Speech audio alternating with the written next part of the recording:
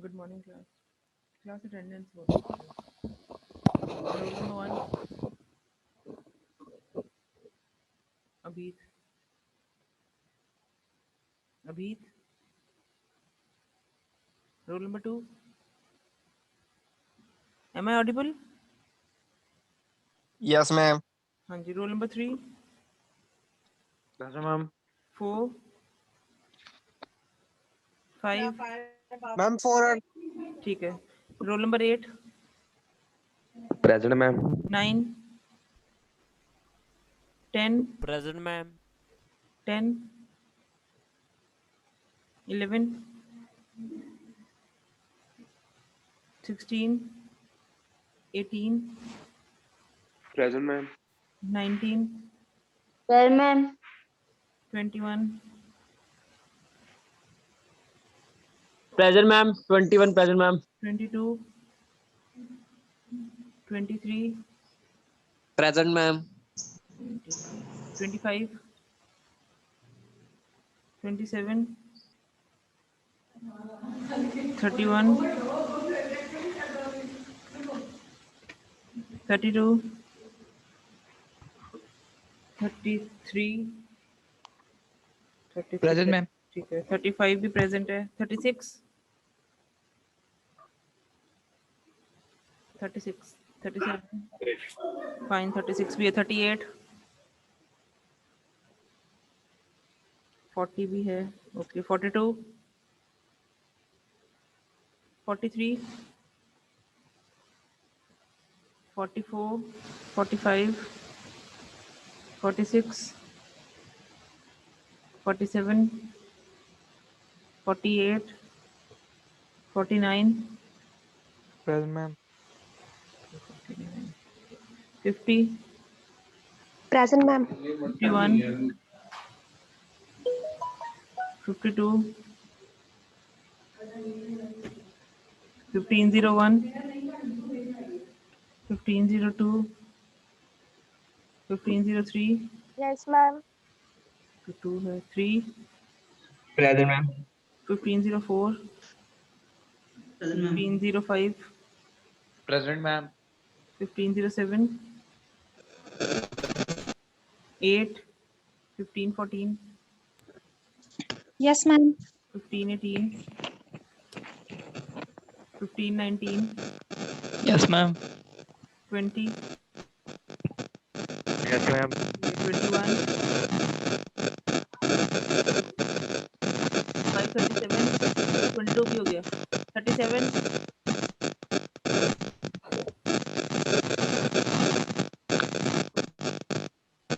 Ma'am 1522 हो गया.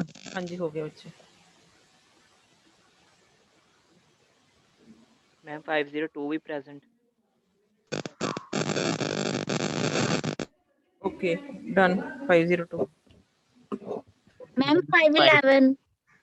511 भी हो गई और कोई 510 present. 510 हो गई और मैम कोई 21. 21 हो गई हुई है और बोलो दैट्स इट 540 हो गया मैम. 540 तो हो गया और कौन सा रहता है बस 509. हो गया बच्चे मैं अटेंडेंस बोल देती हूँ जिनकी प्रेजेंट लगाई है मैंने roll number 2 3 4 5 8 9 10 11 18 19 21 23 then 33 35 36 40 then 549 550 1502 153 1504 155 1514 1519 1520 1522 Hello, ma'am. बोलो बोलो 36 लगा तो दी मैंने Thank you, ma'am. ठीक है बच्चे लास्ट टाइम हम लोग कर रहे थे the types of data structure I hope आप लोगों ने पढ़े होंगे एक बार रिवाइज किए मैम 1501 प्रेजेंट. 1501 लगा देते हैं टाइमली ज्वाइन किया करो मैं पहले 5 मिनट में अटेंडेंस ले लूंगी दोबारा नहीं लगाऊंगी अटेंडेंस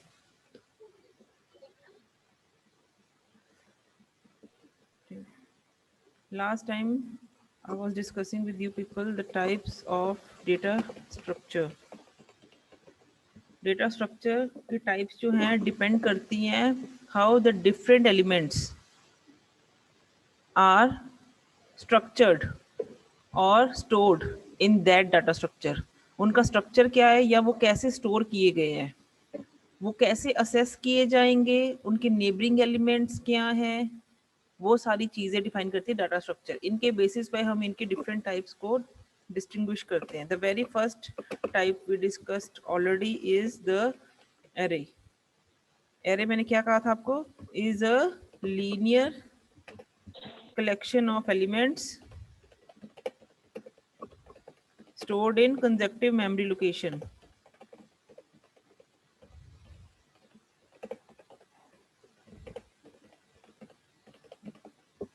ऐसे कलेक्शन ऑफ एलिमेंट्स जो कि साथ साथ में प्लेस हो इकट्ठी linear collection every element is accessible individually accessible किसी को भी जैसे मैं सीधा कहती हूँ मुझे फिफ्थ एलिमेंट की डिटेल्स चाहिए तो I simply fire out the statement printf percentage d comma e of 4 fifth element is placed at 4 index क्योंकि 0 से ऑनवर्ड स्टार्ट करते हैं हम एरे के नहीं तो अगर A5 पे भी प्रिंट कर लो अगर नहीं एरे की समझ तो A5 फिफ्थ एलिमेंट तो हर एलिमेंट इंडिविजुअली एक्सेसिबल है इसलिए we can have the independence of each and every element over here no element is dependent on any other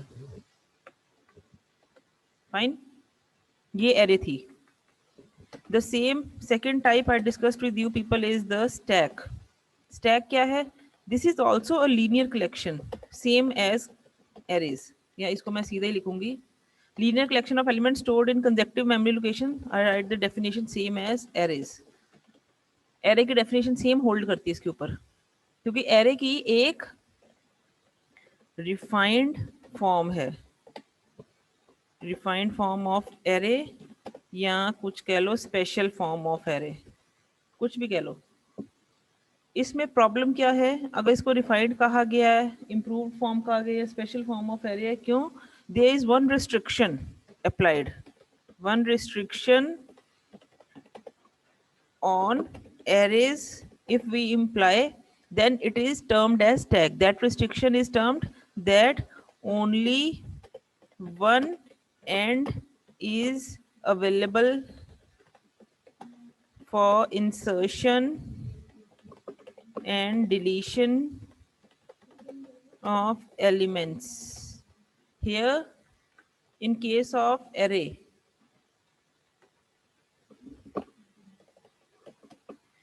anywhere in arrays we can do insertion comma deletion. Array में जहां पे तुम्हारा दिल करता है, पहले डिलीशन करनी है, पहले पे इंसर्शन करनी है, लास्ट में इंसर्शन करनी है, लास्ट में डिलीशन करनी है, मिड में कहीं पे जाके अपनी मर्जी की लोकेशन बता के इंसर्शन डिलीशन करनी है, हर जगह पॉसिबल है। स्टैक में ये प्रॉब्लम है। उसने कहा हर जगह पे तुम कहीं पे भी दिल करते हो इंसर्शन करो, हर जगह कहीं पे तुम्हारा दिल करता है डिलीशन करो। This is not good for some sort of arrays, हर जगह ही वैलिड नहीं है। कई बार हमें कुछ ऐसे स्ट्रक्चर्स चाहिए कि हमें होता है कि अपडेट्स जो है रिसेंटली एक एंड पे ही एक्सपोज्ड हों, कोई चीज़ डिलीट हुई है, अपडेट हुई है, मुझे एक एंड को ही व्यू करना पड़े ताकि रेस्ट ऑफ द एरे को अनअफेक्टेड रहे, मतलब उस पर मेरे को इतना ध्यान ना लगे। Time consuming point of view से हम कह सकते हैं या अपडेशन पॉइंट ऑफ व्यू से कह सकते हैं। तो ऐसे सम फॉर्म्स में जब हम कहते हैं कि सिर्फ one end is available for insertion and deletion, such kind of arrays are known as stack. And the point or the pointer that refers to this end of stack is called top of stack. जिस and पे insertion या deletion हो रही है उसको हम refer करते हैं top. Top is a variable or the pointer used to define the point where the new element is going to be inserted or from where the current element is going to be deleted. इसीलिए we say that it follows LIFO principle, last in first out.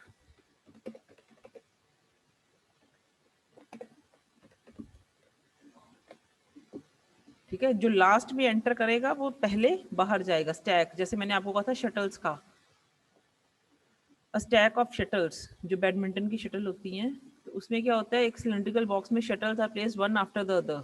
The top most shuttle is to be remove first, क्योंकि that is the shuttle that entered last into the box. पहले पहली shuttle डाली आपने, then you go for the second shuttle in the box, first shuttle, then second shuttle डाली, then third, then fourth. And when you are going to remove the shuttles from the box, the last one is to be removed first. So last input जो in हुई थी वही out होगी सबसे पहले, first out वो होगी। last in या input दोनों कह सकते हो, last input first output, anything can be used to elaborate LIFO. Last input first output or last in first out, both are valid and true, right? The third type we discussed already is the queue, or simply you can say a queue. Queue क्या है? Again, the definition is same as that of arrays, but again with one restriction. The restriction that we imply on arrays is that only one end is available for insertion and other end of queue is available for deletion. That is, array के दो ends होते हैं। कोई भी list है, एक line है, array क्या है? अ लाइन ऑफ एलिमेंट्स, क्योंकि वो सारे कंसेक्टिवली प्लेस्ड है। तो वी से, तो array is like this form, जिसमें these are one first element, second, third, fourth, fifth, sixth. तो the two ends are defined by these values. ठीक है, हमेशा if this is the starting of the queue and this is the ending of the queue, आपको पता है जब भी Q में नया एलिमेंट आएगा वो एंड पे लगेगा, लाइन में हमेशा बंदा एंड पे ही लगता है, तो this point is available for insertion.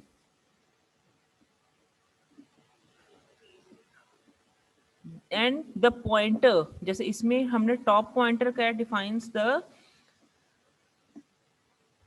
index from where the insertion or the deletion has to take place. Here the pointer is referred by rear, R E A R, rear. And this end, अगर deletion होनी है Q में से, एक line लगी हुई है तो लाइन में से जो सबसे पहले खड़ा होगा वही सबसे पहले बाहर जाएगा, तो this end is available for deletion, the front end, and this the pointer is termed as front, FRONT. Fine, got it. जिसकी मैंने एग्जांपल दी थी कि एक लाइन है बस के लिए लगी है या लैब में एंटर करना है तुम लोगों ने, तो लास्ट से इंसर्शन होगी जिसको हम कहते हैं रियर पॉइंटर से इंसर्शन करवानी है हमने जब भी क्यू में करवानी है, और फ्रंट से डिलीशन करवानी है, उस पॉइंटर को फ्रंट बोलते हैं एज सच. ये तीन क्लियर है बच्चे? किसी को डाउट तो नहीं है तीनों में? Anyone? No ma'am. Fine. Next जो टाइप मैं आप लोगों के साथ आज डिस्कस करूंगी, that type is the next type, fourth type. Then I will be classifying these types. अभी मैं सिर्फ इन टाइप्स को वन बाय वन डिस्कस कर रही हूँ. The next type I will be discussing is the link list. Very important, as this is the first non linear data structure. जितनी भी हमने अभी तक की हैं, एरेज की, स्टैक की, क्यू की, they all are a linear data structure. Linear means they are stored in a line, that is in a line means they are stored one after the other. एक के बाद दूसरा मिलेगा, दूसरे का नेबरिंग जो मेमोरी लोकेशन उसमें तीसरा मिलेगा, तीसरा का नेबरिंग मेमोरी लोकेशन में चौथा मिलेगा. Memory locations are the neighbouring elements. ठीक है, तो इसको हम कहते हैं नॉन लीनियर. नॉन लीनियर मतलब ये मुझे ये नहीं है कि अगर पहला एलिमेंट मुझे 12 मेमोरी लोकेशन पे मिला है तो दूसरा मुझे 14 पे मिलेगा. अगर दो दो की वो मेमोरी लोकेशन ले रही है, पहला 12 पे, दूसरा 13 पे, फिर 14 पे, फिर 15 पे, नहीं, नेबरिंग नहीं होते. ये नॉन लीनियर अगेन है, ये एरेज का ही इम्प्रूव्ड फॉर्म, एरे का इम्प्रूव्ड फॉर्म है जिसको हम लिंक लिस्ट बोलते हैं. ठीक है, बट इम्प्रूव फॉर्म किस फॉर्म में है? Arrays are of linear type and these are of non linear data structure. अब इसको हमने इम्प्रूव क्यों कहा? इस बेसिस पे लीनियर नॉन लीनियर के वेज में. मैंने तुम्हें उस दिन भी बताया था एरे के कुछ ड्रॉबैक्स हैं. एरे के ड्रॉबैक्स क्या है? Let it be, I am defining an array of 20 elements. If I am saying I am declaring an array of 20 elements, it means 20 memory spaces are reserved. 20 elements के लिए space है, क्योंकि integer type array है तो 20 multiplied by 2 is equal to 40 memory locations are reserved. 40 memory location reserve होगी. मान लो out of these 20 elements I am only having 5 elements with me whose information I have to store. तो what about rest 15? They are wastage for memory. वो memory में किसी और काम के लिए यूटिलाइज कर सकते थे उन 15 एलिमेंट्स की, यानी कि 15 multiplied by 2 is equal to 30. 40 में से 30 तो मैंने वेस्ट कर दी मेमोरी, क्योंकि मुझे लगा था कि मेरे पास 20 एलिमेंट्स होंगे जिनकी इंफॉर्मेशन मैंने स्टोर करनी है, पर मेरे पास तो सिर्फ 5 ही निकले, और already defined array compile time पे डिक्लेयर हो जाती है, स्टैटिक है. तो this is a problem. The same is a problem. Let it be, मैंने 20 एलिमेंट्स डिफाइन किए एरे में कि मुझे 20 की नीड है. मान लो मेरे पास एंट्रीज 24 आ जाती हैं. Then what about 4? अगर मेरे पास 20 की रिजर्व्ड स्पेस है 20 एलिमेंट्स की, the 4 I can store the rest 4 elements also in the array, but the values stored for the last 4 elements may or may not be the same when I fetch it. 20 elements तक बच्चे जब आप value store करोगे, क्योंकि आपने array define की है 20 elements की, यहाँ पे देखो ना, हमने 20 एलिमेंट की एरे डिफाइन की।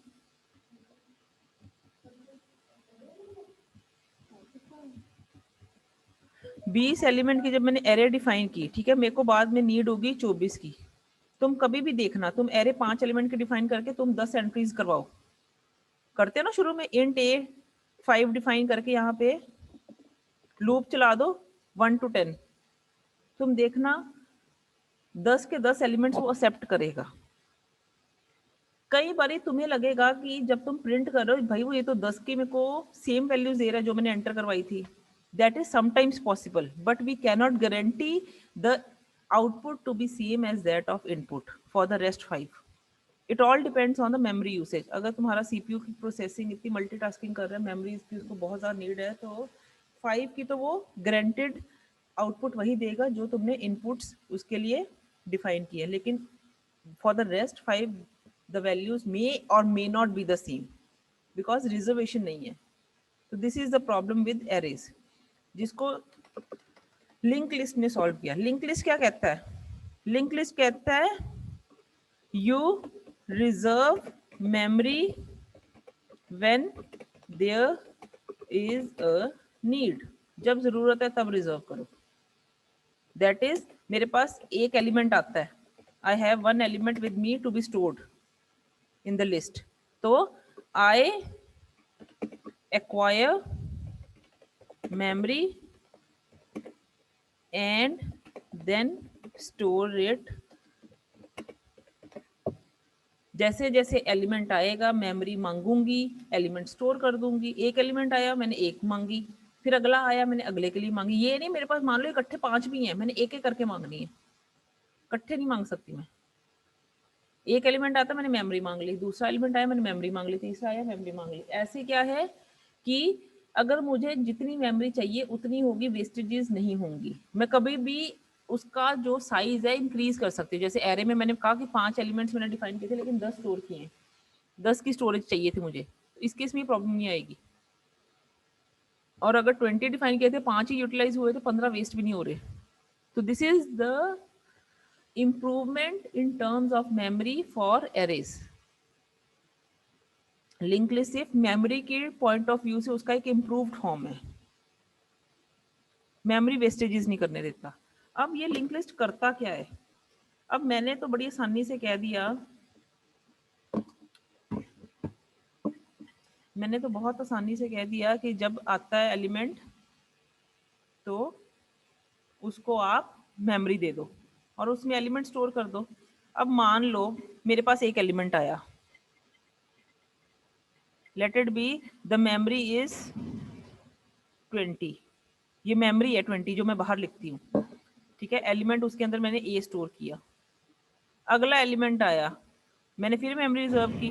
अब क्योंकि रैंडम मेमोरी रिक्वायरमेंट्स है, तो मान लो यहाँ पे 50 लोकेशन पे वो नेक्स्ट मेमोरी दे रहा है, यहाँ पे मैंने 20 स्टोर किया। फिर अगला एलिमेंट आता है, फिर मैंने यहाँ पे 120 पे स्टोर कर दिया सी एलिमेंट। अब ए को कैसे पता चलेगा मेरा अगला एलिमेंट कौन सा लिस्ट में? क्योंकि ये लिस्ट बन रही है ना, है तो लिस्ट ही। जैसे मैंने कॉलेज के बच्चों की लिस्ट बनानी, मैं उसको एरे फॉर्म में कर सकती हूँ। एरे फॉर्म में क्या होता है, सारे साथ में पड़े होते हैं, 20 के बाद 21 पे अगला पड़ा होता है, 22 पे अगला पड़ा होता है, मेरे को सारे इकट्ठे मिल जाने थे। पर ये भी लिस्ट ही है, वेस्टेजेस को अवॉइड करने के लिए मैंने ऐसी लिस्ट बनाई ना। अब इसको कैसे पता चलेगा ये कहाँ है? इसलिए हम कहते हैं कि the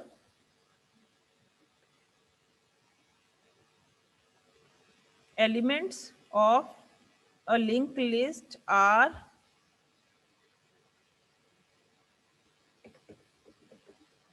defined by the term node. इस यहाँ पे एलिमेंट को एलिमेंट नहीं बोलते, यहाँ पे कहते हैं link list is a collection of nodes. जैसे हमने एरे में बोला ना, it is a linear collection of element. Element मतलब सिंपली उस एलिमेंट की वैल्यू उसमें पड़ी होगी उस जगह में, उस मेमोरी में। यहाँ पे हम कहते हैं link list is a non-linear data structure and is defined as a collection of nodes. अब ये नोड क्या है? नोड एक ऐसा मेमोरी एरिया है जिसमें दो चीजें स्टोर की जाती हैं.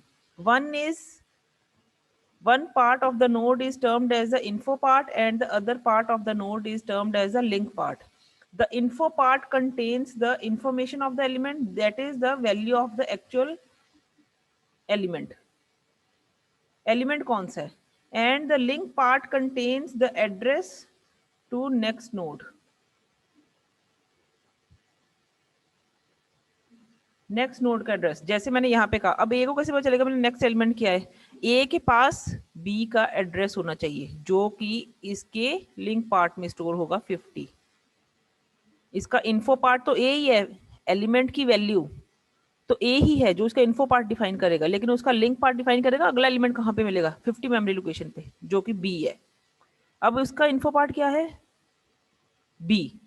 अब इसके लिंक पार्ट में नेक्स्ट एलिमेंट का एड्रेस चाहिए जो एलिमेंट कहाँ पे पड़ा है मेरा? 120 लोकेशन पे. ठीक है. अब उसके इन्फो पार्ट में क्या वैल्यू है? सी. अब उसके बाद कोई एलिमेंट नहीं था तो मैंने इसके लिंक पार्ट में क्या डिफाइन किया? क्रॉस, जिसको हम कहते हैं नल पॉइंटर. नल पॉइंटर एक नॉन एग्जिस्टिंग पॉइंटर वेरिएबल ऐसा जो कि डिफाइन करता है the end of the list. List यहाँ पे खत्म है. ठीक है. इस तरीके की लिस्ट को हम कहते हैं लिंक लिस्ट. लिंक लिस्ट क्या है? It is a collection of nodes, ठीक है, stored in random memory location. Each node is divided into two parts, info and the link part. The info part contains the information of the element, the value of the element, and the link part contains the address to next element of the list. ये मैंने बाहर addresses लिखे हैं. ये इस element का address है 20, ये 50, ये 120. And besides this, the link part of the last element is defined with the special pointer variable known as null and is written as x cross की फॉर्म में. This pointer defines the end of the linked list. अब end तो null ने बता दिया. अब मुझे कौन बताएगा पहले एलिमेंट कहाँ पे पड़ा है? उसके लिए there is one special pointer variable named as start. Linked list is defined by two pointer variables, two special pointer variables. The first pointer is known as the null that defines the end of the list, and the second pointer is termed as start pointer that contains the address of first element of list, that is 20. ये बताएगा कि 20 memory पे आपको पहला element मिलेगा. उसके info part से element पहला एक्सेस करो, उसके लिंक पार्ट से सेकंड एलिमेंट का एड्रेस लो. अब सेकंड एलिमेंट पे पहुंच गए तो उसके इन्फो पार्ट से उस एलिमेंट की वैल्यू लो, उसके लिंक पार्ट से उस एलिमेंट का नेक्स्ट एलिमेंट का एड्रेस लो. 120 पे पहुंचे, उसके इन्फो पार्ट से एलिमेंट की वैल्यू लो, उसके लिंक पार्ट से उसका नेक्स्ट का एड्रेस लो. क्योंकि कुछ एड्रेस नहीं था, नल था, इसका मतलब that is end of list. सिर्फ इतने एलिमेंट्स ही थे मेरे पास लिंक लिस्ट में. Any doubts?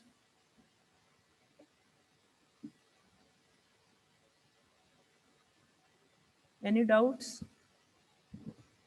Class? Yes, ma'am. समझ लगा कि नहीं? Yes, ma'am. फाइन. एक बार इसको पढ़ना, समझ लग जाएगा, ऐसी बात नहीं. ठीक है. The next data structure that I am going to discuss with you people today is the last data structure, that is tree. Tree सबको पता है. Tree क्या? Again non linear data structure. Non-linear again because the elements are stored in non-linear form. ठीक है. उनके neighbouring elements बहुत ज्यादा हो जाए, नॉन लीनियर फॉर्म में वो स्टोर होते हैं. ट्री की कोई भी एग्जांपल लेनी है तो तुम अपने हायरार्की ऑफ योर जो तुम्हारा एंसेस्टर्स है उनकी ले सकते हो. तुम्हारे ग्रेट ग्रैंड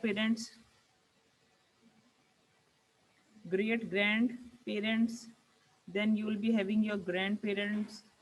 दादू थे, दादू की बहनें थी. ठीक है. Then you will be having the parents with you. तुम चाचू पापा, तुम्हारे चाचू, देन उनके तुम्हारे जो ग्रैंडफादर की बहन थी या उनका भाई था, उनके cousins. Then you people, siblings, चाचू के बच्चे, again siblings and all that kind of. This form of structure is termed as tree. अब ट्री में क्या है, एक एलिमेंट का access can be to any number. अब मान लो तुम्हारे ग्रैंड पेरेंट के 3 बच्चे थे, तुम्हारे दादू के, तुम्हारे जो दादू चाचा हैं उनके 2 ही बच्चे थे काइंड ऑफ। तो it forms multiple assess two elements. Single assess भी हो सकता है, मल्टीपल असेस भी हो सकता है two elements. Such a kind of data structure is termed as tree. Tree की आइडेंटिफिकेशन होती है through one pointer variable known as root of tree. root defines the, this is again a pointer variable that defines the starting of the tree, ठीक है। then उसका L child and उसका R child defines the left and the right child of the root node. the same goes beyond, जैसे इस root का L child ये है, R child ये है। अब जब ये L child पे पहुंचेंगे, this becomes the root node for this sub tree. ये अपने आप में भी एक ट्री है जिसका L चाइल्ड ये बन जाएगा, R चाइल्ड ये बन जाएगा। फिर जब इसके ऊपर जाएंगे, this becomes the root node जिसका L चाइल्ड ये है, R चाइल्ड ये है, and this process continues till the end of the tree, ठीक है। ये बाकी जब अभी सिर्फ डेफिनेशन थी तो हमने उस पॉइंट ऑफ व्यू से किया, जैसे हम बाकी देखेंगे तो उसके बाद हम इसको पूरा डिटेल में करेंगे। अब बात आती है लास्ट में, how to attempt this question. जब आपको क्वेश्चन आएगा टाइप्स ऑफ डाटा स्ट्रक्चर,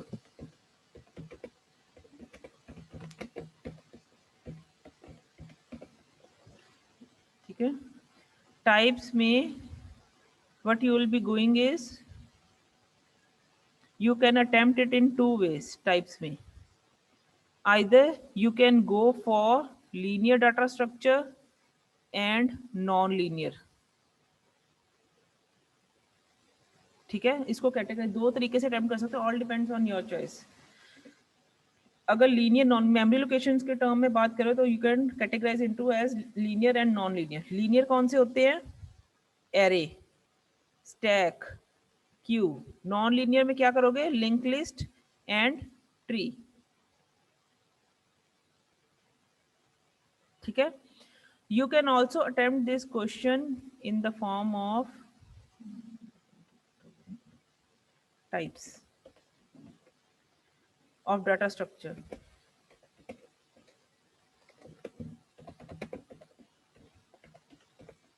ठीक है। इसको अटेम्प्ट करने के लिए आप इसको कैटेगराइज कर सकते हो एज प्रिमिटिव डाटा टाइप से पढ़ी थी ना,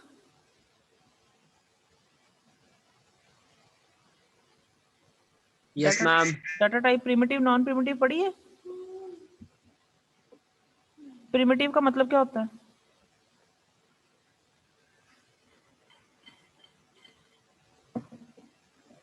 प्रिमिटिव का मतलब क्या होता है, जल्दी बोलो बच्चे, एनीवन। मुझे तो पुराने तरीके ऑलरेडी बनी बनाई जो पहले से बनी हुई है, ठीक है। बेसिक डाटा टाइप्स इसको बोलते हैं। प्रिमिटिव में हम ले सकते हैं इंट, कैर, फ्लोट, डबल